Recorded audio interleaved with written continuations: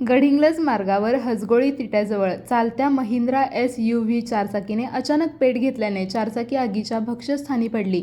सुदैवाने चालकासह गाडीतील इतर प्रवाशांना प्रसंगावधान साधत बाहेर काढल्याने कोणतीही जीवितहानी झाली नाही, परंतु वाहन पूर्णपणे जळून खाक झाले.